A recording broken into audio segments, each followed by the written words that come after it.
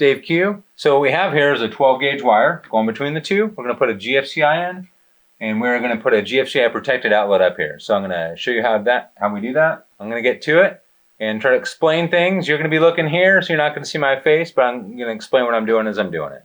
So hopefully it all makes sense, and if you have questions, just leave them in the comments below, and I can do another video answering your questions.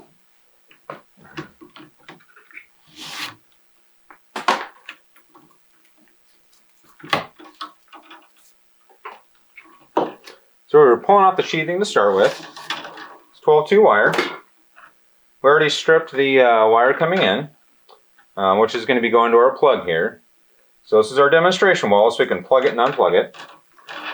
And we can also do troubleshooting. If you are having a certain situation happening, we can explain that to you with troubleshooting. This wire here is just annoying. Push it out of the way. Alright, so we'll go ahead and start with the GFCI. So we're going to bend this other wire out of my way.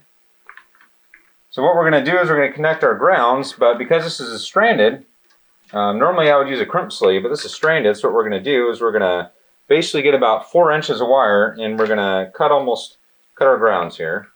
So this is 6 to the back of the box to here, 4 outs basically right here, which is basically what I have. So we're going to go ahead and cut all these to the same length, not a big deal.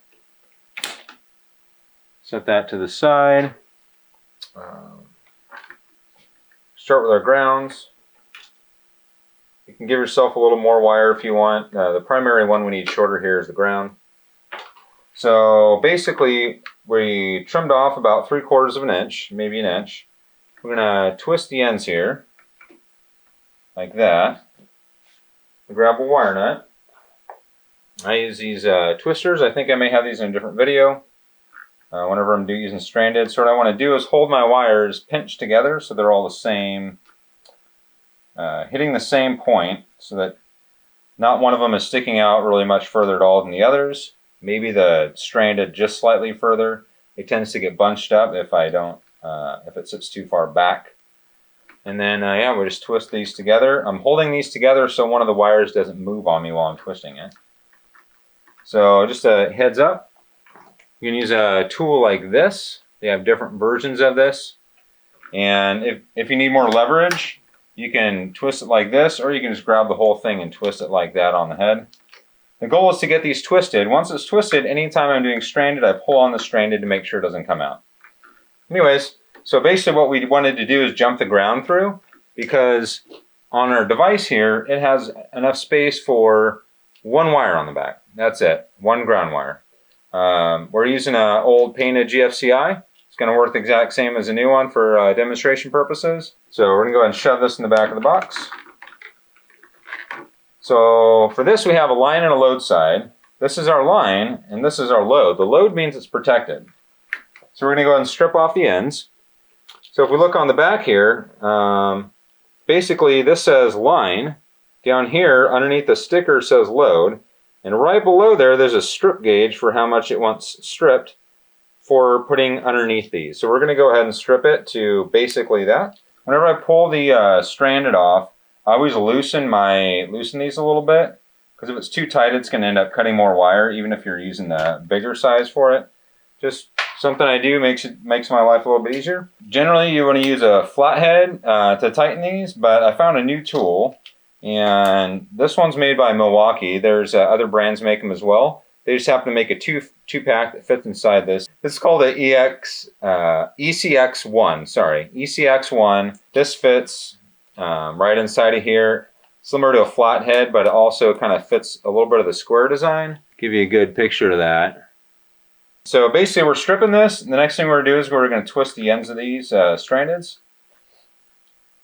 just to get those done, and then we're going to cut off my some of the ground I put on here to get about the same length as the other wire. And now we're going to go ahead and loosen the ground here. Sometimes these aren't loose. We'll go ahead and get it loose. And we're going to use the bottom for our wire coming out, which is our load. And so I'm going to go ahead and loosen those as well and pull off this little piece of tape here. This is I believe it's a Leviton is the brand. Sure, so yeah, it's a Leviton. basically I'm going to loosen the bottoms and get them all prepped because I am going to be using the load side for the wires going out. So when I typically install these, I install the ground, the load, and then the line, or I'll do the ground, both white wires, and both black wires. So just kind of depends on the situation, what kind of countertop I'm generally leaning over for a kitchen or bathroom. So doing the ground first, it slides underneath this spot, doesn't wrap around the screw, and then you tighten it down. I'm going to go ahead and do. And once I feel like it's as tight as it's going to get, I'm going to move it. It's probably going to get just a touch looser, and then I'm going to tighten it down more. I found that the grounds tend to do that for some reason, so I got another maybe half turn out of it. When I put just as much effort in earlier and I couldn't get anything out of it. So anyways, I feel confident with that now. So we're going to go ahead and put the load side in, which is these top ones. So basically it's going to slide in to the spot here, which hopefully you can see that. If I do it the correct length of what's marked on the back, I'm not going to have a bunch of open copper, which I don't want a bunch of open copper, and I'm not going to have my insulation sitting underneath this little piece that tightens down over it. Anyways, we're going to go ahead and tighten that down. I do have a video explaining what some of these pieces are, where I talk about outlets. Feel free to watch that if you have questions. So this is the load side. So the next one, I kind of got to slide this open here. We're going to go ahead and put the line side on for the white. So I'm going to push that to basically gets to the back of this. We're going to go ahead and tighten that one down. So I'm not twisting any of these around or anything. This is not a situation where you're twisting wires around. In fact, I don't think it's better in this situation to twist them. These are made to be installed this way, so you want to install them how the manufacturer designed it to be installed. So this one sticks out a little further because maybe than what I want right here. Just a touch. So we're going to go ahead and trim off 1/8 of an inch.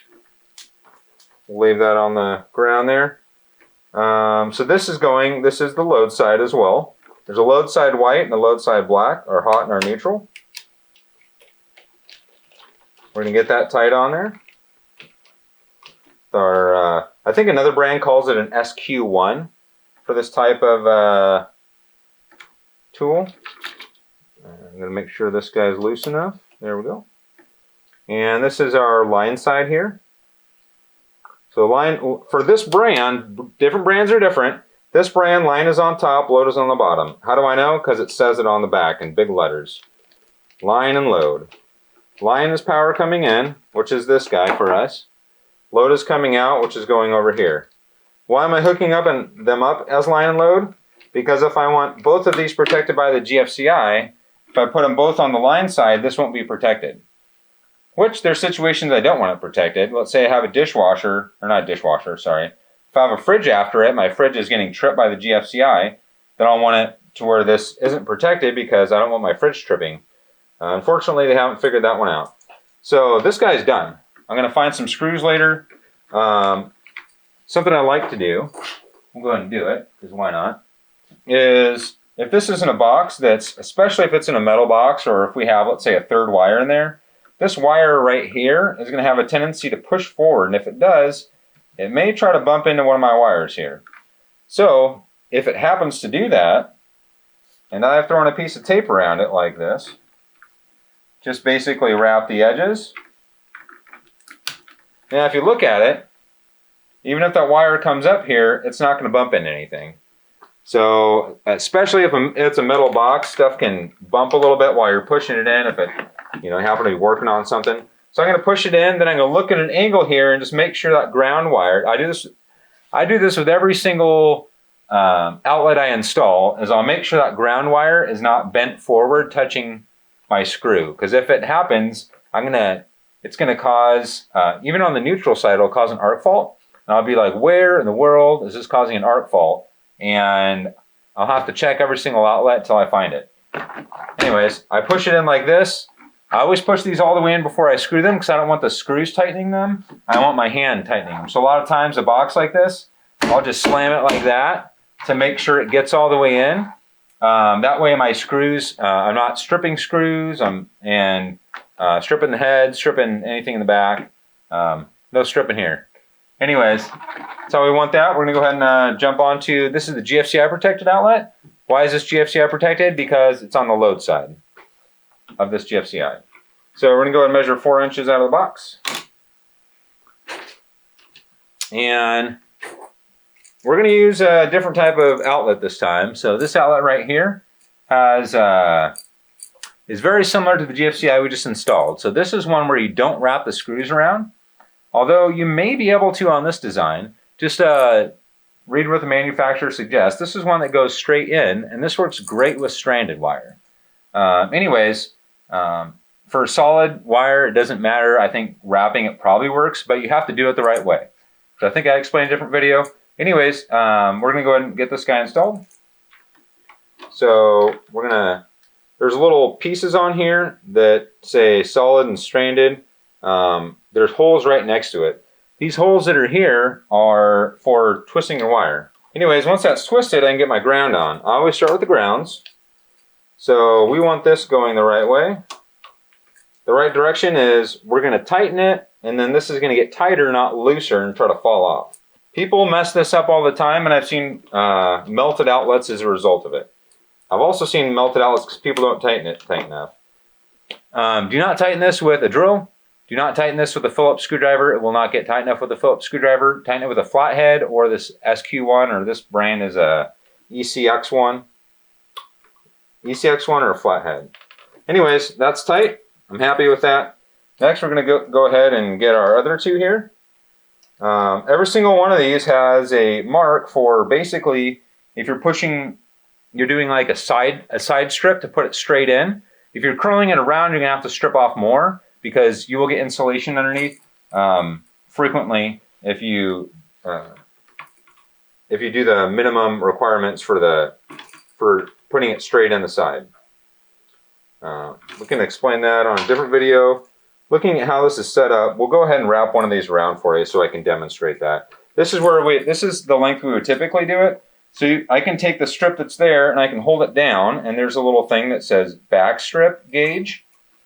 I can hold it on here and say, okay, this is almost perfect with where the back strip gauge is. It might be a 16th or an 8th, maybe a 16th too far.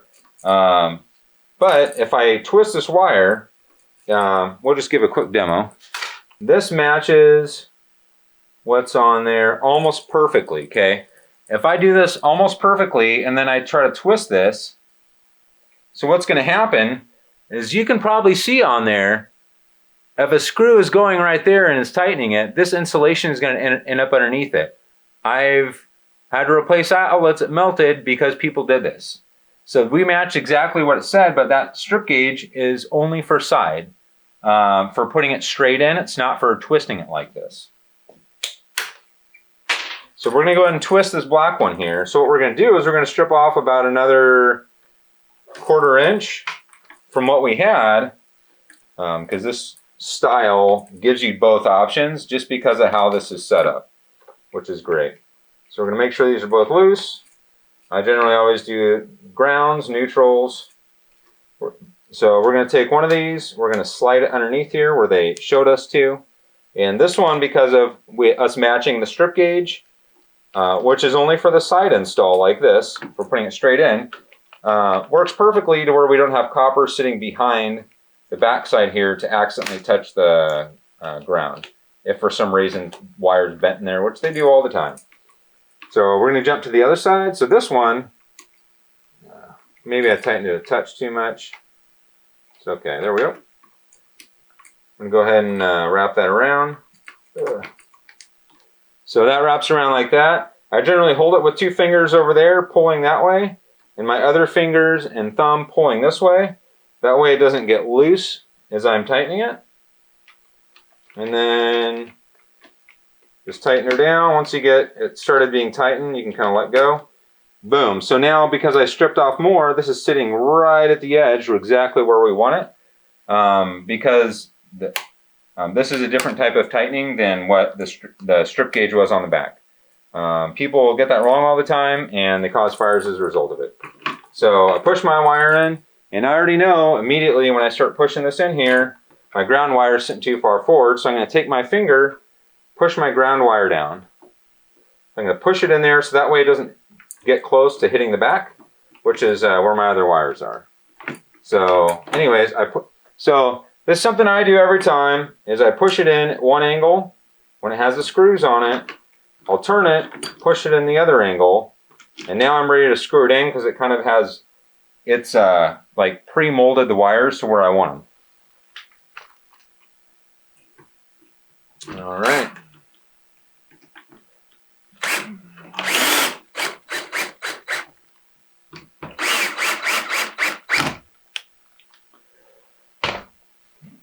Okay, so we're gonna go ahead and get this guy, we're gonna put 2 more screws in here and then I'll test it out. So we went ahead and plugged this guy in. Everything's made up on this side. So we're gonna go ahead and take our tester here and we're gonna go ahead and reset this. So it's reset, we have a little green light. That means we did it right. So we're gonna go ahead and plug this guy in next, and we should have these, on this one, the 2 lights on the right. Zooms in on my hand. Hopefully you can see what it says there. A little test thing and has some different lights. Basically, we want the 2 on the right if we have new wiring. Sometimes with old wiring, we don't have grounds, and we just want the one in the middle to let us know that it's in there correctly. So what will happen is when we put this guy in here, assuming we have 2 lights on here, if you don't have 2 lights, this won't work. We press the test button, and it trips the GFCI, this light goes off, and this outlet no longer works, and guess what? This one doesn't work either. So this outlet is a GFCI Protected Outlet right now. So this is the same as if it had a GFCI here, because it will be protected by this one because it's on the load side. So I'm going to go ahead and reset it. It will trip the same here.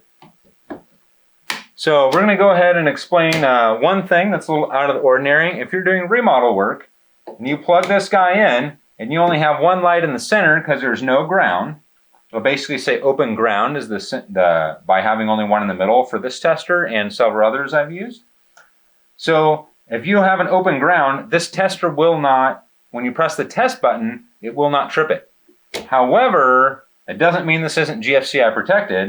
If you press the test button right here, like that, it will trip this and this at the same time. So that's the only way you can test it if there's an open ground. So if you're in a 100-year-old house, it is not going to have grounds, and unless they've obviously rewired. So that's how this guy works, and that's how you test it. So we're going to go ahead and end this video and move on to, we're going to wire a GFCI down here, and then jump on from there to the other stuff going above it. So there we go.